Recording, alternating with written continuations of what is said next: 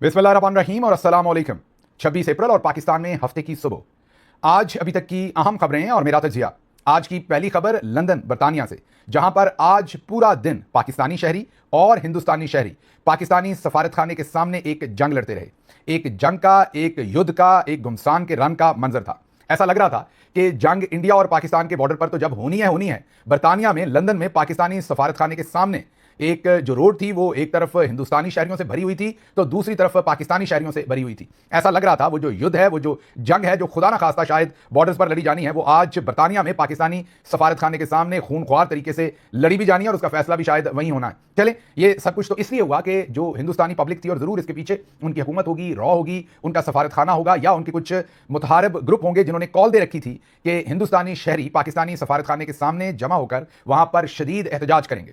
फिर क्या हुआ, जो पाकिस्तानी है, आपको पता है कि लंदन में या तो इक्वल नंबर में पाकिस्तानी और हिंदुस्तानी है, और अगर हिंदुस्तानी थोड़े ज्यादा है, जो कि मुझे नहीं लगता, मुझे लगता है कि वहां पाकिस्तानी ज्यादा होंगे, तो अगर ज्यादा भी हैं तो कोई बहुत ज्यादा नहीं होंगे, वहां पाकिस्तानियों का डंका बजता है। तो जब पाकिस्तानियों को ये पता चला तो वो भी जौक दर जौक अपनी एम्बेसी के सामने वहां पर जमा हुए और एक घमसान का रन पड़ा। ये तो नारेबाजी होती रही, वहां पर हुल्लड़बाजी भी हुई, एक तरह से वो मेला भी लग रहा था, एक तरह से युद्ध मतलब कि जंग भी लग रही थी, दंगल भी लग रहा था, घमसान का रन भी लग रहा था, गाली गलोच भी हो रही थी, नारेबाजी भी हो रही थी, एक दूसरे के ऊपर धमकी अमेज नारे, स्लर्स, सब कुछ हो रहा था। लेकिन उसके बीचों बीच एक पाकिस्तानी रियासती रिप्रेजेंटेटिव ने ऐसी हरकत की जिससे हमें यह पता चल गया कि हम रियासती तौर पर कितने कमजोर हैं। हमें यह पता चल गया कि हम इतनी इंपॉर्टेंट पोजीशंस पर जिन लोगों को अपॉइंट करते हैं उन्हें या तो हम प्रॉपर ट्रेन नहीं करते, उन्हें आज की दुनिया है, 2025 की दुनिया की जो रियलिटीज हैं, जो सेंसिटिविटीज हैं, जो पॉलिटिकल रियलिटीज हैं, जो सोशल रियलिटीज हैं, उनके साथ ना तो हमने उन्हें रोशनास करवाया है, ना ही उनकी कोई ट्रेनिंग करवाई है। शायद उसकी एक वजह यह है कि वो बाकायदा किसी इंटरनेशनल यूनिवर्सिटी में तालीम याफ्ता नहीं होते। ये मुझे नहीं पता, हो सकता वो हो, उन्होंने पढ़ रखा हो,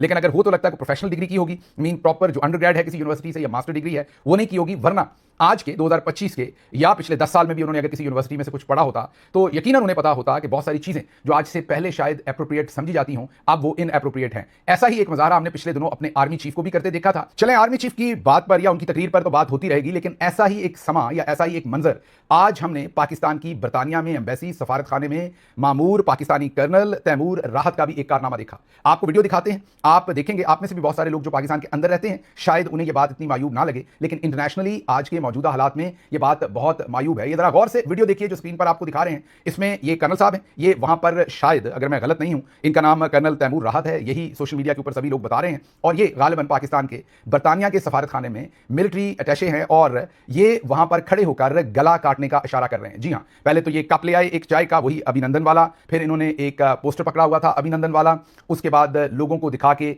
जो इंडियन वहां पर शहरी आए थे और वो नारेबाजी कर रहे थे उन्हें मजीद इंस्टिगेट कर रहे थे। हालांकि डिप्लोमेसी में हम ऐसा हरगिज नहीं करते, जो बाजार में बाहर लोग खड़े हैं उनको बाजार में बाहर खड़े लोग बाजारी तरीके से जवाब देते हुए अच्छे लगते हैं। आप एक तो सफारत खाने को रिप्रेजेंट कर रहे हैं, मतलब कि स्टेट ऑफ पाकिस्तान को रिप्रेजेंट कर रहे हैं, आप ऐसी इमेच्योर हरकतें करते हुए अच्छे नहीं लगते, क्योंकि आप अपने सीने पर पाकिस्तान का फ्लैग सजाए हुए हैं, आपको बहुत ही मेच्योर हरकतें करनी। एक तो वैसे भी वो जो भी हरकतें हो रही थी कि आपने वो प्ले कार्ड पकड़ा हुआ था अभिनंदन वाला, फिर चाय का कप दिखा रहे थे, वो कोई छोटा बच्चा तो कर सकता है, कोई टीनेजर तो कर सकता है, आपको ऐसी चीजें कर्नल साहब जेब नहीं देती थी। लेकिन चलें, आपने वो कर लिया, आपकी पर्सनैलिटी में चलें होगा थोड़ा सा ऐसा, इसमें कोई जज करने की बात नहीं है, आप थोड़े जज्बाती होंगे, आप इमोशनल होंगे और इमोशनली ड्रिवन होंगे, और अगर आप इतने इमोशनल और इमोशंस में ड्रिवन होते हैं तो ये पोजीशन फिर आपके लिए दुरुस्त नहीं है, क्योंकि लंदन, अगर मैं गलत नहीं हूं तो शायद वाशिंगटन डीसी के बाद सबसे बड़ा और अहम मरकज है पाकिस्तान के लिए, या पाकिस्तानी सफारतखाना है। तो जितने भी फॉर्मर पाकिस्तान के एम्बेसडर हैं, डिप्लोमेट्स हैं, वो वाउच करेंगे जो मैं कह रहा हूं कि ये जो आपका कंडक्ट था ये डिप्लोमेटिक नॉर्म्स या इवन एप्रोप्रिएट जो बिहेवियर है उसमें भी नहीं आता। लेकिन अब हिंदुस्तानी जो है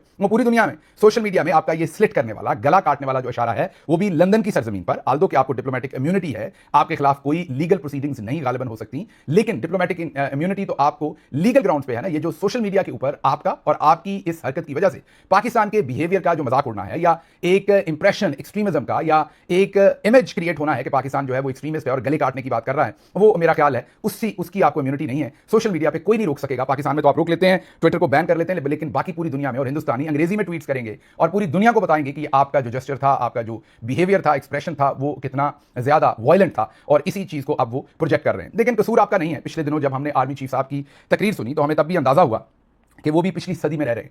आर्मी चीफ भी 75-80 साल पिछली जिंदगी जी रहे हैं। जब उन्होंने दो कौमी नजरिए की बात की, उसमें हिंदू और मुस्लिम्स के फर्क की बात की, उसमें बहुत सारी ऐसी बातें कहीं जो उस जमाने में कही जा सकती थी। बहुत सारे सच होते हैं जो जमाने के साथ बदल जाते हैं, जो पॉलिटिकली, सोशली, डिप्लोमेटिकली और इकोनॉमिकली और बहुत सारे तनाजर में लीगली किसी ज़माने में लीगल होते हैं, एक्सेप्टेबल बिहेवियर्स होते हैं, एक्सेप्टेबल एक्सप्रेशंस होते हैं, लेकिन वक्त गुजरने के साथ साथ वो बदल जाते हैं। जो चीज़ें हम आज से 50 साल पहले बरतानिया में खड़े होकर कर सकते थे, कह सकते थे, वो आज नहीं कह सकते। बदलते ज़माने के साथ आपने बदलना होता है। बहुत सारी चीज़ें आप कहते भी हैं, लेकिन उन्हें फिर politically correct, socially correct context के अंदर उनको बयान करते हैं। आर्मी चीफ की जो तकरीर थी वो वाज़े तौर पर ये दिखा रही थी, बता रही थी कि आर्मी चीफ का वेस्टर्न वर्ल्ड के साथ या जो मॉडर्न दुनिया आजकल इकोनॉमी के हिसाब से या तरक्की के हिसाब से कहते हैं, उसके साथ कोई गहरा इंटरेक्शन नहीं है। वो भी किसी या तो यूनिवर्सिटी में नहीं गए, और अगर गए हैं, माजरत अगर मुझे नहीं पता, मे भी गए हैं, लेकिन उनका इंटरेक्शन नहीं है, उनको अंदाजा नहीं है कि ये वो जो तकरीर कर रहे थे वो हिंदुस्तान पाकिस्तान को छोड़ दीजिए, जो हिंदुस्तान पाकिस्तान को नहीं जानता या जिसको कोई लगाव नहीं है, ना वो उनकी तरफ है ना हमारी तरफ है, सिर्फ आपकी तकरीर सुनेगा तो वो उसे नफरत अंगेज, इश्तियाल अंगेज, एक डिस्क्रिमिनेटरी, एक इंसानियत और मजहबों के दरमियान, मज़ाहब के दरमियान तफरीक और नफरत डालने वाली तकरीर के तौर पर देखेगा, जो किसी सूरत पाकिस्तान के लिए और आपके ओहदे के लिए अच्छा नहीं साबित होगा और पाकिस्तान की जगह आई होगी। आपके सामने कुछ एग्जाम्पल्स रखता हूं क्योंकि आपको बुरी लगनी है मेरी बातें, ताकि आपको ये समझ आ सके या समझने में आसानी मिल सके, आपको भी और नाजरीन को भी, कि बहुत सारी चीज़ें बदल जाती हैं, वक्त के साथ साथ बदल जाती हैं। जो 40-50 साल पहले हम चीज़ें कह सकते थे वो आज नहीं कह सकते। फॉर एग्जांपल, जो ब्लैक पीपल, उनको फ्रंट सीट्स जो होती थी बस की, ट्रेन की, उसमें बैठने पर पाबंदी थी अमेरिका में। कब तक? 1955 तक। 1955 में अगर वो खड़ा होकर कहे कि ब्लैक जो लोग हैं, जो अफ्रो अमेरिकन हैं, वो सामने वाली सीटों के ऊपर नहीं बैठ सकते, जाओ पीछे जाके बैठो पिछली सीटों के ऊपर, तो उस वक्त नॉर्मल बात थी, कोई कानूनी उसके खिलाफ लिटिगेशन नहीं हो सकती थी। आज अमेरिका में अगर आप ये कहेंगे तो आप जेल जाएंगे। कॉन्टेक्स्ट चेंज हो गया, पॉलिटिकली इनकरेक्ट हो गया, सोशली ये इनकरेक्ट हो गया, लीगली ये इनकरेक्ट हो गया। तो इसी तरीके से आपको भी बहुत सारी चीजें समझनी है। अगर आपको समझ नहीं तो किसी को आपको करीब से बताना है, आपने अपने करीब किसी ऐसे शख्स को रखना है जो आपकी तकारीर जब लिखे तो उसके अंदर गौर से देखे कि आप ये चीजें कह सकते हैं या ये जमाना कदीम की चीजें हैं, इनको कहना भी है। ऐसा नहीं कि आप अब दो कौमी नजरिया नहीं कह सकते, उसको एक्सप्लेन नहीं कर सकते या हम उसे डिसऑन कर दें, लेकिन उसका एक्सप्रेशन अब डेफिनेटली चेंज हो जाएगा। अगली आपको एग्जांपल देते हैं, रेशियल सेग्रीगेशन इन स्कूल्स।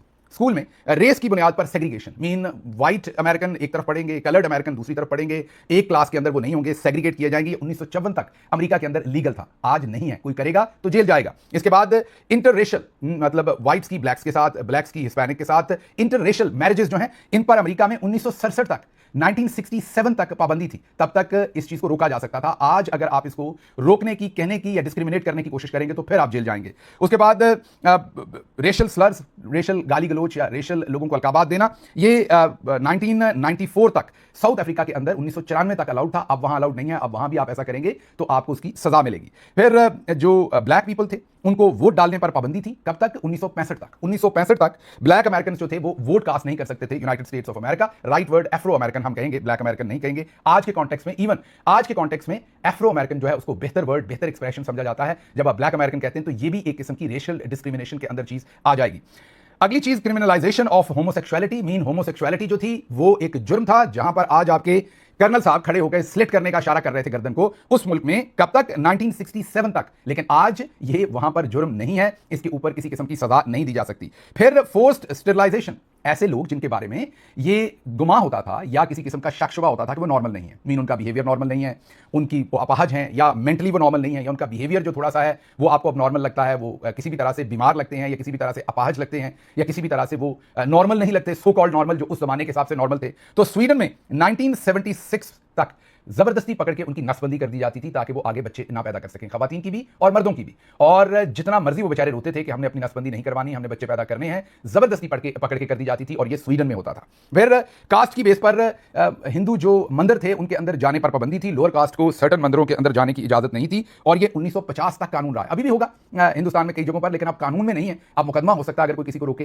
कानून उसको पूछ सकता है, कानून उसको पकड़ सकता है। आगे चलते हैं। जैसे मैंने आपको कहा कि औरतों को वोट डालने से पहले, तो मैंने आपको एफ्रो अमेरिकन का बताया, अब मैं औरतों की बात बता रहा हूं। औरतों को वोट डालने का हक नहीं था 1952 तक। कहां पर? स्विट्जरलैंड में। उस जमाने में अगर कोई औरतों को वोट डालने से रोकता था तो वो इलीगल काम नहीं करता था, वो नॉर्मल काम था। लेकिन आज अगर आप स्विट्जरलैंड में औरतों को वोट डालने से रोकेंगे या मना करेंगे तो जाहिर है आप जेल जाएंगे। उसके बाद पब्लिकली कोड़े मारना, पब्लिकली किसी को सजा देना छोटे मोटे जराइम के ऊपर, छोटी मोटी चोरी, छोटे मोटे जराइम के ऊपर पब्लिकली कोड़े शोड़े मारना जो है वो सऊदी अरेबिया में 2010 तक लीगल था। पब्लिक कोड़े मारे जाते थे, अब वो पब्लिकली उस तरीके से कोड़े नहीं मारते, छोटे जराइम की बात हो रही है। फिर जो खवातीन थी जापान में, वो अगर शादी कर लेती थी तो कुछ ऐसी नौकरियां थी जहां पर उनको बताकर कि क्योंकि आपने शादी कर ली इसलिए अब आप इस जॉब में काम नहीं कर सकती। उन्हें 1985 तक यह कानून था कि उनको नौकरी से निकाला जा सकता है महज इसलिए कि उन्होंने शादी कर ली। आज आप यह हरकत करेंगे तो आप आज वहां जेल में जाएंगे। फिर ऐसे बच्चे ऑस्ट्रेलिया में जो वहां पर इंडिजिनस, जो वहां पर कम्युनिटीज थी, जो वहां के लोकल लोग थे, जाहिर है कॉकेशियन तो बाद में गए, जो वेस्टर्न लोग थे वो तो बाद में वहां पहुंचे, जो पहले से जैसे नेटिव अमेरिकन थे यूनाइटेड स्टेट्स ऑफ अमेरिका और कनाडा के अंदर, ऐसे जो वहां के नेटिव थे, उनसे उनके बच्चे जबरदस्ती छीन लिए जाते थे और यह कानून में ठीक था 1969 तक। आज आप करेंगे तो आज आपको उसके ऊपर सजा मिलेगी। फिर इसी तरीके से उनकी जो डॉक्यूमेंटेशन थी उसमें भी वाजे लिखा जाता था कि ये नेटिव है, ताकि उनको सिटीजनशिप और दूसरे जो हकूक हैं उनसे डिप्राइव किया जा सके, और ये भी चलता रहा 1967 तक। उसके बाद जो पब्लिक ट्रेन थी उनमें जो ब्लैक या कलर्ड लोग थे उनको अलग रखा जाता था। 1994 तक साउथ अफ्रीका के अंदर वो उस डब्बे में नहीं जा सकते थे जिसमें व्हाइट या कॉकेशियन जो साउथ अफ्रीका में रहने वाले लोग हैं वो बैठ सकते थे। फिर एक आध और चीज है, बहुत लंबी होगी ये लिस्ट, हमने रिसर्च की थी ताकि आपको थोड़ी सी अवेयरनेस दे सके कि आपको या तो एनडीयू में जाना है। एनडीयू में नहीं पता चलेगा क्योंकि वहां पर हमारा ही कल्चर है,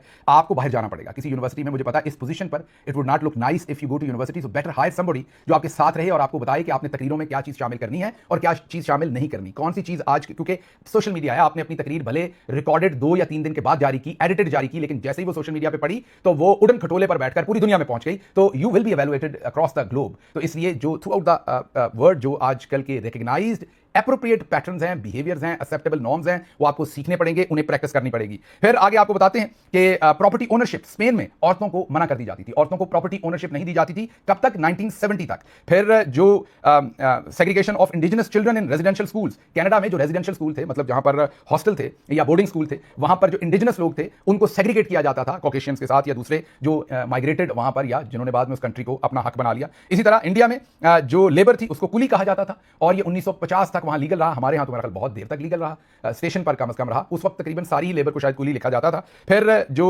कुएं होते थे हिंदुस्तान के अंदर, जब ब्रिटिश इंडिया था तो 1947 तक कास्ट बेस्ड कुएं होते थे। जो लोअर कास्ट, जिन्हें चमार या बेचारों के और नाम रखे होते थे, वो नॉर्मल जो कुआं था जिसमें से पानी निकाला जाता था, वो उस कुएं में से पानी नहीं निकाल सकते थे। वो सिर्फ अपर कास्ट या ऐसी कास्ट जिनको अपर कास्ट कहा जाता था या समझा जाता था वो निकाल सकते थे। आज आप ऐसा करेंगे तो जाहिर है आप जेल जाएंगे, आप पर मुकदमा बनेगा। इसी तरीके से अछूत का कॉन्सेप्ट जो है वो भी कानूनी तौर पर 1947 तक जो है वो लीगल था और अछूत का ट्रीटमेंट लोगों के साथ किया जा सकता था। माजरत करता हूं बड़ी लंबी, में भी आप बोर हुए हों, बहुत सारी चीजें मैंने आपके सामने रखी जो शायद इररेलेवेंट थी, कुछ लोगों को बोर भी लगी होंगी, लेकिन ये बहुत जरूरी है हमारे आर्मी चीफ को, हमारे कर्नल साहब को, जिन्होंने आज बर्तानिया के सफारत खाने में यह इशारा किया, ये समझे बगैर कि इसे पूरी दुनिया के अंदर किस तरीके से इंटरप्रेट किया जाएगा कर्नल साहब के इस बिहेवियर को, और पूरी दुनिया इस चीज को देखेगी कि कर्नल साहब की या तो ट्रेनिंग नहीं है या वो मॉडर्न दुनिया के जो एहसासात हैं, जज्बात हैं, जो एप्रोप्रिएट बिहेवियर हैं उनसे वो नाआशना है। तो उनका एक डिप्लोमेट होना, मिलिट्री अटैचे होना एक मायूब बात है मेरे ख्याल में। उन्होंने आज अपने आप को भी लेट डाउन किया है, अपने ओहदे को भी लेट डाउन किया है, और जो उनकी अपनी डिप्लोमेटिक सर्विस है उसको भी उन्होंने लेट डाउन किया है।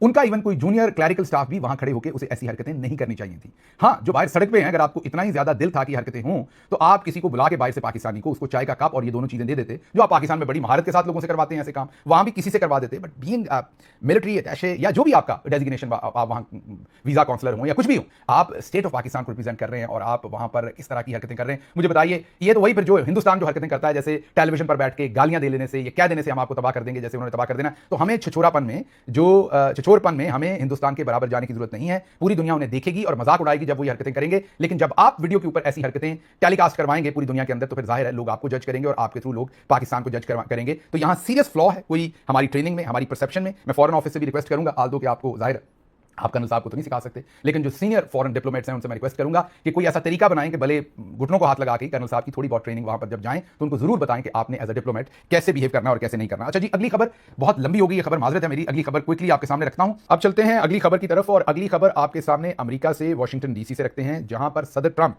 जो कि इस वक्त रास्ते में हैं, वो जा रहे हैं रोम, वेटिकन सिटी, जहां पर वो जनाजे में शिरकत करेंगे, आखिरी रसूमात में शिरकत करेंगे पोप फ्रांसिस की, जिनका हाल ही में इंतकाल हुआ था, आपको पता है। वहां पर सदर ट्रंप भी जा रहे हैं और सदर बाइडन भी जा रहे हैं। तो जब वो जा रहे थे तो उस वक्त सहाफियों ने उनसे सवाल पूछा, इंडिया और पाकिस्तान के दरमियान जो कॉन्फ्लिक्ट है, दहशतगर्दी का वाकया है, उस पर सदर ट्रंप का वैसे नपातुला जवाब था। उन्होंने कोई ऐसा जवाब नहीं दिया जो इंडिया को बहुत पसंद हो, क्योंकि बाकी तुलसी गैबर्ड और जितने भी उनकी काबीना के लोग हैं वो तो बहुत ही प्रो इंडिया उनका स्टांस जो है वो नजर आ रहा था, लेकिन सदर ट्रंप ने बहुत ही नपातुला जवाब दिया है। उन्होंने ये कहा कि जब उनसे पूछा गया कि ये जो दहशतगर्दी हुई है और इसके बाद वहां पर दोनों न्यूक्लियर मुल्क हैं, इनके दरमियान जंग ना लग जाए, आपके क्या खदशात हैं, आप इसको किस तरह से देखते हैं। तो उन्होंने शुरू यहां से किया कि दोनों मुल्क मेरे बहुत करीब हैं, मैं बहुत करीब हूं दोनों मुल्कों के, पाकिस्तान के भी और हिंदुस्तान के भी। उन्होंने एक ही पलड़े में तोला उन्हें, ये बहुत ही इंपॉर्टेंट बात है, बहुत ही मैं ये कहूंगा कि ये मुस्बत बात है पाकिस्तान के लिए। और उन्होंने ये कहा कि अगली चीज थोड़ी सी पता नहीं गड़बड़ कर गए या जानबूझ के, गड़बड़ नहीं मेरा ख्याल उन्होंने जानबूझ के किया, इतने वो भोले नहीं है कि उन्हें नहीं पता कि पाकिस्तान इंडिया 1947 में दो अलग मुल्क बने, लेकिन बहरहाल एक हिस्टोरिक कॉन्टेक्स्ट है भी अगर आप कहें तो। जिस तरीके से वो कह रहे हैं कि पिछले 1000 1000 साल से यहाँ पर जंगें ही रही हैं